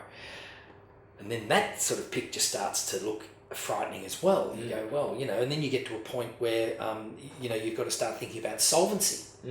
At what point do you reach where, even if you stop it at that date in the future, are you able to pay everybody out and be solvent? I mean, we were still away from that, right? It wasn't that bad, but I guess what I was trying to understand is, forget all the optimism and everything else. What's the worst case? What is the worst case we could find ourselves in from here? And it became apparent to me at this meeting this morning that we need to act really swiftly. Time was not our friend here, and we needed to make a decision. So we made the decision, and that's why I say the board, everybody had their input, and but we had just a really solid board with a lot of experience, and it was we were able to be, I felt anyway, measured, and thought through all of the possible scenarios, and looked at it from what's the best outcome we can get for the investors that have put their money into this, and how can we get salvage something out of this. And I think from the investors' perspective, they got it, that it was timing. No one expected the oil price to crash like it did in such a short space of time, and everybody got caught by surprise, and we just happened to be in that sector. I go back to John Nicholson's advice, the sector, look at the sector, right? So we started to say, okay, we needed to shut it down, get it to cash neutral. We had the services business in the listed entity as well, and that was generating good cash flow, and we probably had taken, we'd taken our eye off that ball a little bit, so we needed to do some work just to get that back to being profitable, and we've been pulling people from the services business over to the software business, and there'd been some structural changes when we listed, so that had some impact, and so there was a number of factors at play. But we still had cash flow from that business, and that business was a good, solid business that had been around and was a mature business, and we had shareholders and we had cash, right? So we had some good things going for us. So when I started to look at that, I said, okay. We went out to some merger and acquisition people and said we need to look at acquiring some other businesses. And one of the good things about a listed company is you can use script as a cash component. So you can do script and cash deals. So you don't have to have all cash to buy a company. You can use script and issue shares to acquire that business and conserve your cash. So we looked at a number of companies, and a lot of them were bringing us mining companies, mining software. Here's another mining deal here. And I sort of got to the point where I said, don't bring me another mining company, please. I really don't want to be in this. We're in this sector already. We're in this sector. Please. And of course, the ones that were bringing us were the ones that were in the sector, also feeling the pain. So it needed to be really left of centre. And I can't say that, the mobile dating business was, even on the radar. Even on the radar. But it was presented, and we had to look at everything. And when we looked at the matrix that one of the co-directors and the board had put together, we sort of said, what does it need to look like? We want to get out of this sector, and preferably, out of enterprise sales and into consumer. And we looked at where the areas were growing and sort of came up with that matrix to say it's got to tick these boxes before we even look at it, so that we could quickly evaluate. Does it tick the boxes? No, it doesn't. Right, let's go to the next one. And so this came along, and my initial thought was mobile dating. China. But we went through the process. We did the initial due diligence on it, and really interesting model, really smart group of people, and they were solving a problem, and that was that Tinder was sort of culturally not a great fit for the Asian market. The initial sort of feedback from the users, and they'd done a lot of work at live events and getting feedback from users that people wanted to go on real dates, not just message people backwards and forwards through the platform, not the idea of just posting a profile of people swiping left and swiping right. They wanted that functionality, but they also wanted to have a real date. And so the idea of Datix was that you post a date at 7:30 at the Marriott Hotel in Hong Kong. It's my buy. And then people can come in and say, yeah, that sounds like a date I'd like to go on, and they can sort of indicate that they would like to go on that date. And then they had some really interesting revenue streams and ways to monetize that. They also had an offline component, which was a real matchmaking service. That was a premium matchmaking service. There was ways to integrate the venue, so they had the online, offline component in it, so you had to pick a venue. So there was security elements around it that satisfied the user base. It just became really interesting. And then I started doing searches on the Chinese dating market, and then it really sort of pricked my interest up. I went, wow, this is massive. Cultural differences, the one-child policy, and Datix is very much targeted at that professional singles, where they actually, they're professionals, they want to go on a real-life date, and it was location-based, so you can go on like Uber and see what dates are around you in a city when you arrive there, and go, okay, there's a date on it. And so, here they are coming to pick me up. So it was sort of Tinder meets Uber for China. No. I went, okay, this is a really, really interesting business.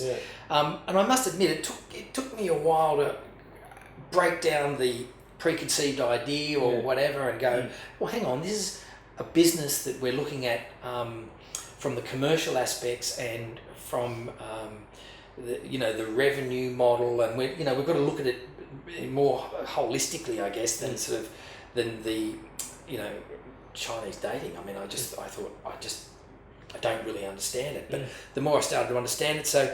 Anyway, look, we built a really good relationship with Michael Leigh, who's the CEO and founder of Datix. and then we completed the acquisition. We raised another $4 million to top up what we had, and then we launched in Hong Kong, and early traction's been just amazing. It's just been absolutely amazing. Awesome. The share price has recovered. I think sitting at around 55. We did this acquisition at 40 cents. So some of the early investors in the Envero were still underwater, but some people were able to average themselves down and get themselves into a better position. And it's just going really, really well. That's great. There you go. Yeah. Who would have thought? Yeah. But it's survival mode and yeah. Unreal. So what a ride. What a ride. So it hardens you up. Yeah. So someone said to me the other day, you make steel by putting it under extreme heat and banging the crap out of it with a hammer. Yeah. And I said to him, I'm going to take that and use that because that's exactly what it is. Yeah. There's some lobster analogy as well. The lobster only grows when it's put under pressure by its shell or something. Didn't know that. Something I've seen on social media. Okay. But so we only grow when we're put under pressure. That's right. And what you were saying when you're riding down, street in New York, Broadway, Lincoln Town car, smoking a Cuban cigar, going, we've made it. Yeah. So you did have some I made it moments, I'm sure. Oh, look, no doubt. Look, I've been, I've had an amazing partner to come on this journey with me, and she's an adventurer as well. Like she wouldn't have it any other way, I'm sure. So we've had some low moments and some stressful times, but we've had some amazing high moments. I mean, we've been able to travel. We've lived in some fantastic places. The financial rewards have been good, but it's not so much the money. It's what you can do with having sort of that, having to live week to week, hand to mouth type of thing.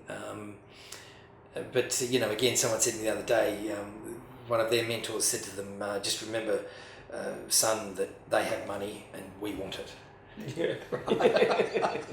So it's sort of that the financial rewards is just one of the metrics that I would use as a gauge of success or not. I think it's the people, absolutely. The experiences, the learning. The learning probably for me is the big one. So something really funny happened, right? Obviously, we spoke a week or so ago, and I asked you what you're doing, and because you've just exited as CEO and executive director to be non-executive director of Envero, right? It's now Datix Group Limited. Datix, yeah. And so, what are you up to now? And I think there was talk of that was supposed to be your retirement, wasn't it? No. Never been any talk of retirement. No, I mean, just taking the back step. What was it? Well, how much workload were you giving up?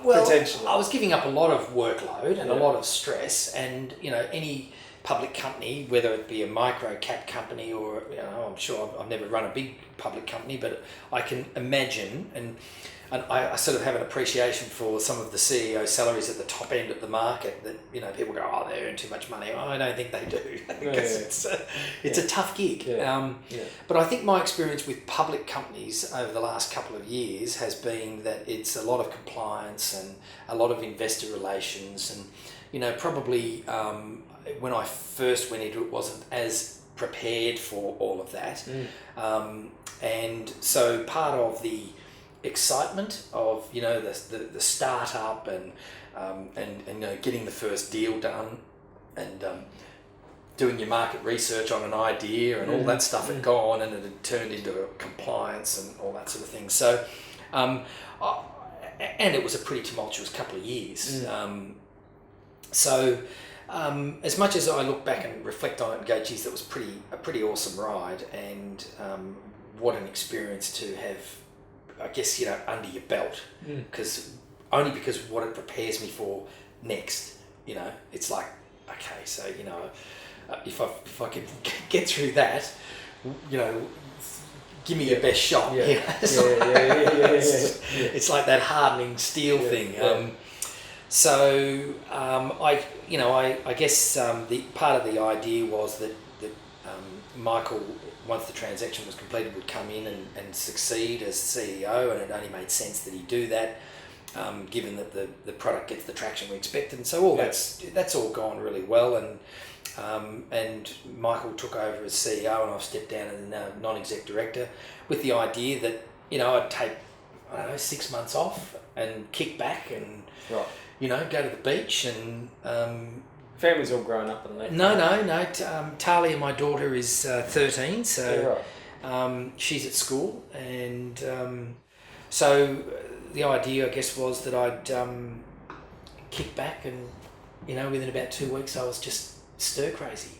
I just need to do something. The Bulletin did an article a couple of weeks ago or a month ago, whenever it was, and that sort of, I suppose, got a few people out of the woodwork, and I think in the article they'd mentioned that I was looking to champion the coast as a tech hub, and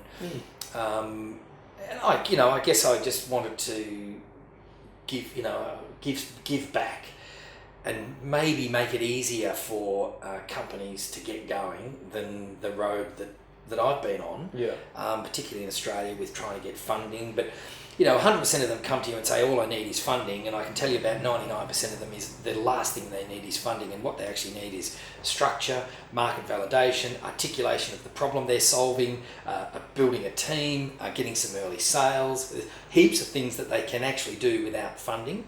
And again, that my mentor John taught me, bootstrap as hard and long as you can, and move money from one credit card to the next, and just keep it going, because the longer you can keep that going, the more equity you retain, and eventually you will have some pain of dilution, but it's better to have the pain of dilution down the track when you've been able to build more value than it is early days when there's not a lot of value there, because that's when the Shark Tank comes in and they screw you to the wall and say, we'll take 80% of your company.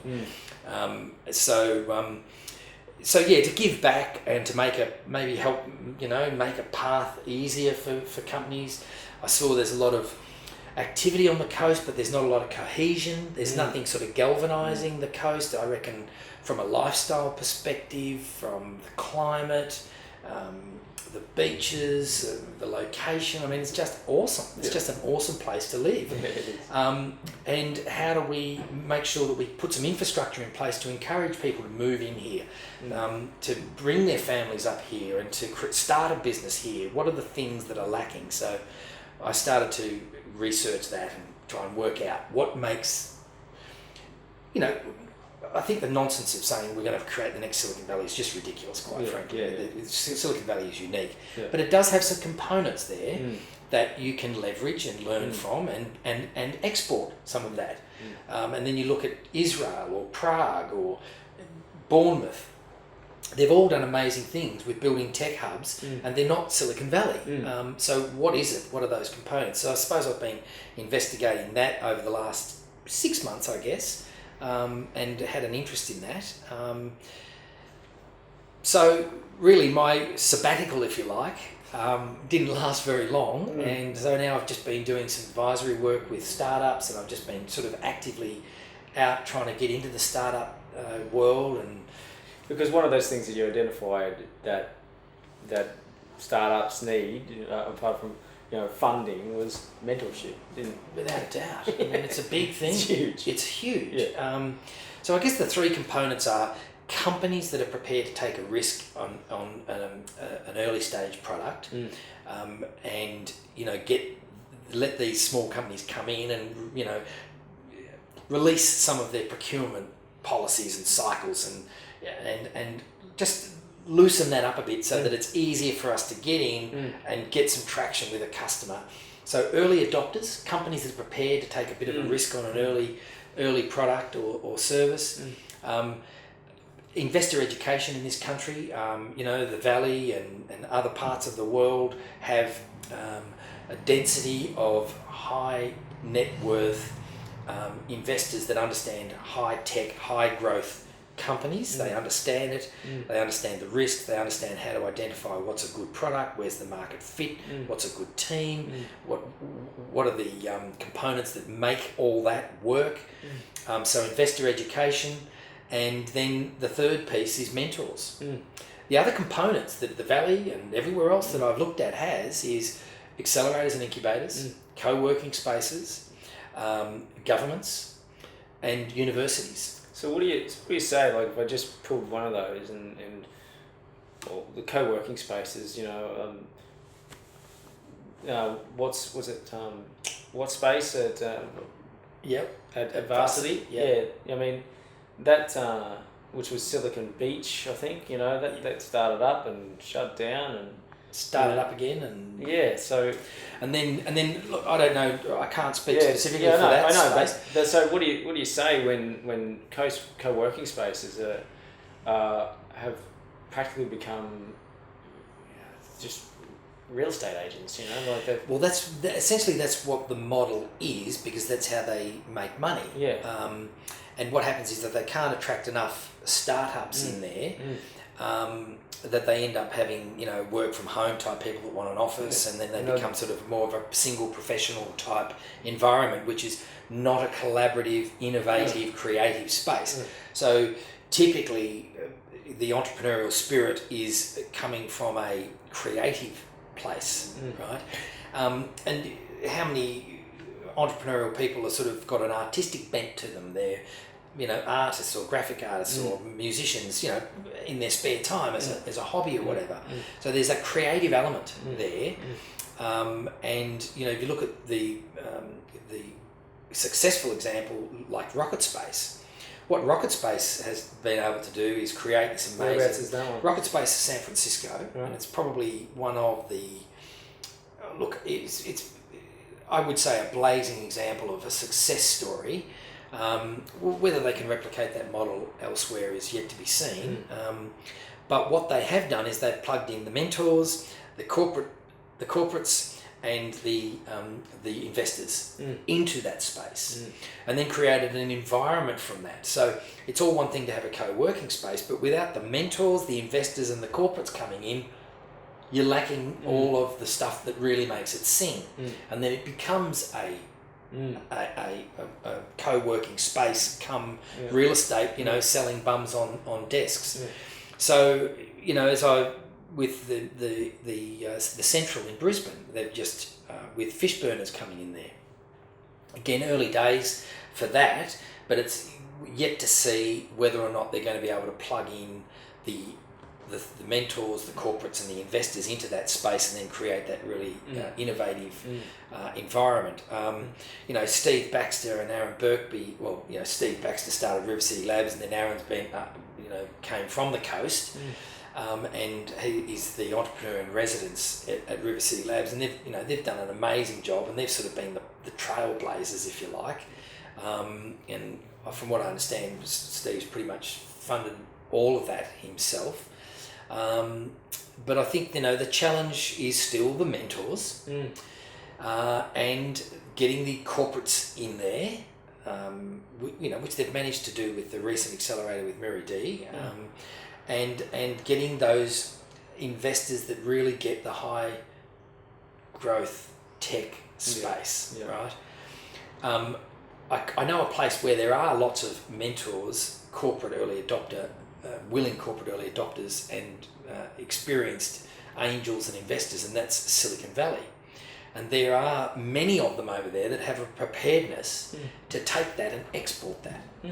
And so part of what I'm working on now is to say, how do we engage with companies like Rocket Space, or there's another company that's doing awesome things around the world called US Mac. And essentially they have programs that they've developed, that they work with governments in countries around the world. They've done it in 28 countries, and they take those ingredients from the Valley, build them into programs, and then implement them with the support of government in those places. And they've had amazing success in Prague. They've had amazing success in other parts of Europe, Chile, and why can't we bring that out here? It's not to say that we export everything from there, but they've got, I don't know, 150 mentors from the Valley, from Berkeley and Stanford, and from companies that have had success stories in the Valley, from Dell, Facebook, Apple, all on their mentor register, that are willing to get on a plane. Not for nothing, mind you. Someone's got to pay, but not for exorbitant, ridiculous fees. They're not mercenaries. And then they've got, I think, about 85 corporates on their register that is prepared to go and work with companies. They have companies that they work with specifically that say, we want you to find us 25 companies that are doing this stuff, right? And then they go and they bring together a group of 15 or 20 or 10 or whatever it is, companies that are specifically doing that, and then they take them back to corporates like Samsung or Apple that are looking for these particular areas, or Salesforce.com. From around the world. So they sort of become the tentacles into other parts of the world that the Valley doesn't have exposure to. So it's a global expansion of Silicon Valley, taking those ingredients and taking them to other countries. And I've seen that from my experience and limited experience, seen that working really successfully. And I don't see why it couldn't work here in conjunction with the people that are here as well. I'm not saying that we export the whole thing, but certainly there's not a huge amount of technology people in this country that have been to the Valley, spent time in the Valley, in the US markets, and immersed themselves in that and then come back. I mean, they're out there, and hopefully Mentor Revolution can pull them out of the woodwork and say, come and join this, so that we can have them all in one place and identify them and then be able to match them with the right companies. Exactly. Yeah, well, I think I mentioned to you that one of our visions is to have somewhat of a mentor bureau, so that people can see those mentors, see a list of them and just go, wow, yeah, look, because getting access to mentors has been, I guess, one of the challenges that I've been through in business, and that has been, where did they hide? Where do these mentors hide? And especially in the digital realm, the digital agency space, coming up 20 years, in the industry, who is more experienced than me and who is accessible.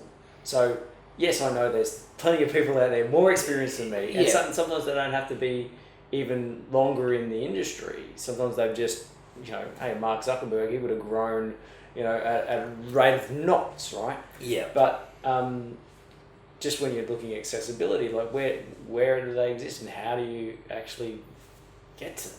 Yeah. And how many people have I actually heard say that in their own industries? Just go, right, I'm at that stage of growth now where I just need to speak to somebody that's been there and done this particular business before. Yeah. And they can, they can just tell me one or three lines, Yeah. Don't do this, don't do that, do that. and sometimes it is it's just the learning from other people's experience rather than having to tread the same path yourself. And how many times did you not listen to your parents and wish you had have? Yes, exactly. And I think the part of the challenge for mentoring is the line between mentoring and advisory. It's like a mentor is a mentor is a mentor. An advisor is an advisor. And my experience is that you talk to some of these, you go and have a coffee. We had a bit of a joke about not doing coffee and all of that. But you go and have a coffee with them and you hear the story and then you think, yes, there's a whole lot of value that I could provide there, but there's only so much of me or maybe I'm not the right person, but I do know someone that could provide a whole lot of value there. And you sort of go, well, I do think that I can help one company or I can do something with a broader reach that tries to bring in something like US Mac or leverage from the Valley experience and help a whole heap of companies, right? Because you're only one person. Yeah. But look, I think the moons are lining up in Australia. There's no doubt about it. I mean, my observations are that, there's now, the Ideas Boom campaign that we're seeing on TV. I mean, people are sort of going, well, what does that mean? And it's all politicised and everything else. And yes, it is. But it's putting it out there and it's starting the discussion. And the underlying driver of all of this, regardless of multi-million-dollar political campaigns and all of that, is that Australia must diversify its economy. We must. Because if we don't, your kids and my kids aren't going to have anything to do. We have been in this mining boom and bust cycle from as long as I can remember. I think I've been through 3 in my life. From when I was very young with Dad in the mining industry, then the 87 one in Perth, and now this one. Boom and bust cycles. So the diversity is the key, and technology, knowledge, innovation, entrepreneurship is the driver of all of that. Yeah. And so that we're now starting to see, Sharon doing the startup entrepreneur. I mean, that is just the most awesome program. Yeah, absolutely. I just think that's fantastic, because no one said to me when I was at school, hey, you can go and be an entrepreneur. Same thing here. I said to her when I met her, what happened when I was at school. The fireys, the ambos, and the police came in, and the Army and the Navy and the Air Force, and they said, here's your career opportunities. And he just went, what? That's right. That was careers day at school. That's right. And it was amazing when I heard Sharon's story and about Startup Apprentice, and I was like, you know how many times I've rallied the local schools that my kids have gone to and said, look, I may not be the duck's nuts in terms of entrepreneurs or whatnot, but I know what my challenges were with the careers day, and you need to get entrepreneurs in there telling their stories and enlivening these kids to say, hey, you know what? You can have a crack. And the best times to have a crack is when you're still at home, living under your parents' house with no income. Yeah. And you got a computer and some... And also the education of the parents. Like I said earlier, my parents have been amazingly supportive. Yeah. And I look back at some of the things that I've put them through in terms of my entrepreneurial pursuits that haven't worked out so well, and they've had to bear the brunt of it, or they've had to lend me the money, which they've never seen again, or whatever. But I'm now at a stage that I can give some of that back, and fortunately they're still alive, so that I can have a bit of payback. But one of the messages I send out to any young people that I talk to is the biggest risk is not taking a risk. Yeah. The risk is doing nothing. Yeah. And the idea that we were going to be firemen and policemen and what do you want to be when you grow up? I mean, if you've never read the book Rich Dad Poor Dad by Robert Kiyosaki, go and buy it and read it, because there's a couple of clangers in that book that just resonate with you. It's an analogy of he's got a rich dad and he's got a poor dad. The poor dad makes all these really poor decisions, and this rich dad makes all these really rich decisions, right? But one of the things he said in there is that his poor dad says, go and get a good education so that you can go and get a good job, and his rich dad says, go and get a good education so you can go and find a good company to buy or start, right? And the idea that your biggest single asset is the house that you live in, and you've got all your money tied up in it, and then you're trapped into this whole bank loan thing, and even if you did have a good idea, you can't do anything about it. And look, the banks have done a fantastic job since the 40s and 50s, or the early 50s, of perpetuating this notion that you get a mortgage, and so we've become this mortgage mad, and that's a cultural thing, which I think needs to be broken down, because I have made more money out of companies I've started than I would ever make out of any house that I would ever buy and live in. Yeah. 10 times over. Yeah. So... And then you've got the freedom to go and buy whatever house you damn well like, if that's important to you. Yeah. So definitely I think it starts at an early age, and if we can get into those schools like the Startup Apprentice program and teach kids that there is another option. Yeah. I'm not big on this idea of everyone calling themselves an entrepreneur, right? I've never really felt comfortable calling myself an entrepreneur. Yeah, I know. I say I'm entrepreneurially spirited, And it's up for other people to judge whether they think I'm an entrepreneur by their definition of what they perceive it to be. Yeah. The idea of saying, you know, oh, I'm now an entrepreneur and I'm going to go and change my LinkedIn title and put entrepreneur there and hey, presto, I'm an entrepreneur. It's not a title. No. You know, it's almost like a being. It's an existence. And I think I mentioned it earlier that one of the questions that came out of the executive MBA class was they're talking about risk and, you know, they've got families and mortgages and they've got ideas, but they're caught in corporate life and how do I get out, you know? And I've had this idea. I've been working on this book for a while now. Yeah. And I've written 27,000 words, which is probably going to be culled to about 4 that mean anything. Yeah. And a lot of it I find is just these streams of consciousness or whatever. Yeah. But the idea was, you know, the breaking out. So how do you start? It's the lean startup and everything else, but how do you get out of that mindset, that culture, that mortgage trap that I'm in this job and this mortgage and then I've got this idea and how do I get out of that? You work around the clock. You pour beer on the weekends. You paint bloody drill bits and with whatever. Yeah. I mean, some of the jobs that I've done in my time, horror jobs, but they got cash, cash through the door. So it was a means to an end. It's always a means to an end.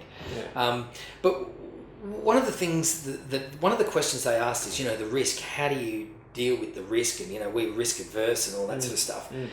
And I've thought about that question, and then I got asked the same question again at another session, and I thought about it this time because the first time I didn't like my answer because it was a bit off the cuff. Yeah. But I did reflect on it. I thought, what does keep me awake at night? That was the question. What keeps you awake at night? You know, or what keeps you driving you to go and do the next thing or whatever? Okay. Yeah. And I've decided that number one, I've come to the conclusion that I am unemployable. Yep. People just should not employ me. As an advisor or something like that, fine, but as a job, 9 to 5 paid job, it's not going to work for me. And so that scares the crap out of me, that I might end up in a 9 to 5 job in the commute, and that would be my existence. Yeah. So the fear of that is what actually drives me to go and find the next thing. Because in those moments where you go, oh, what am I going to do now? What's next? Oh, I suppose I could get a job. And you go, I can't do that. No. I just can't do that. That scares me. Yeah. So that scares the crap out of me. Do you think that's always been there?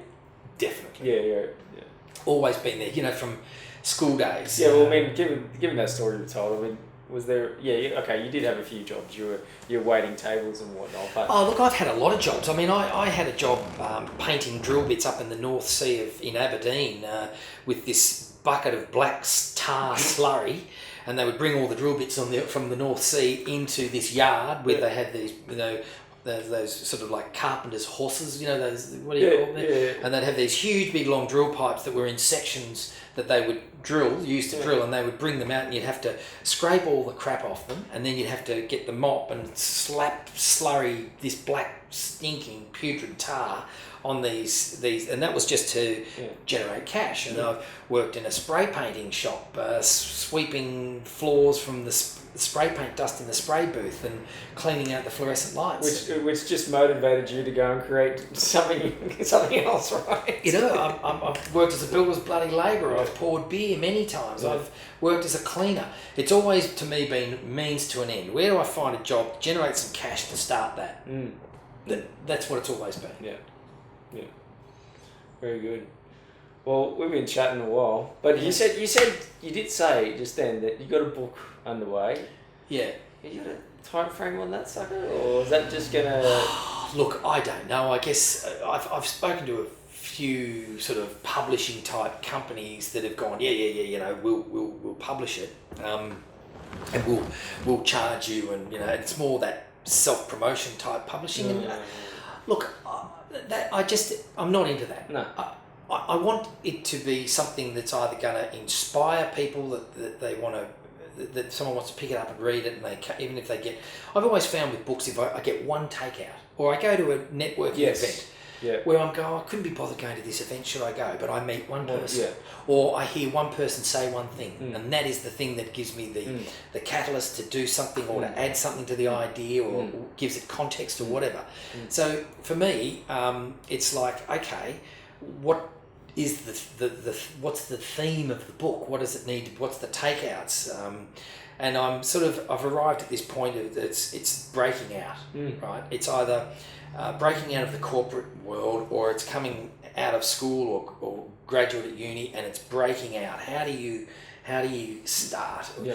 Like, what are the tricks to not just you got a bootstrap, but moving money from one credit card to another credit card to another one to top that up so that I can transfer the money into that account to pay the salary. Creative ideas like that for survival. Yeah. Right, so that you survive. Or, doing I remember that I got a contract for 2 days of the week, and it was paid pretty well, and then it allowed me 3 days of the week to work on the business. Well, that's a pretty bit of a rarity for some though, right? Yeah, well, it is. Normally they'll have to work 5 to be able to work 2, the other way around. Yeah. Well, that's part of the challenge, isn't it? So, look, I think that I when I started writing it, it was like an avalanche of stuff went into the pages, and I was just writing, and I couldn't stop writing, and I had all these ideas going, and then it sort of tapered off. And then I sort of ran out of ideas, and then I read some of the stuff that I'd written, and I thought, God, what was I on then? It was like, what's on my night? Was it? How many drinks did I have? Doesn't make any sense. And then there's some bits in it that they go, okay, well, that's pretty good. And then you give it to other people, and they go, yeah, that bit's good, but that bit doesn't make any sense. That's just rambling. So I think I've come to the conclusion, having a couple of journo mates and whatever said, yeah, that's a big ask.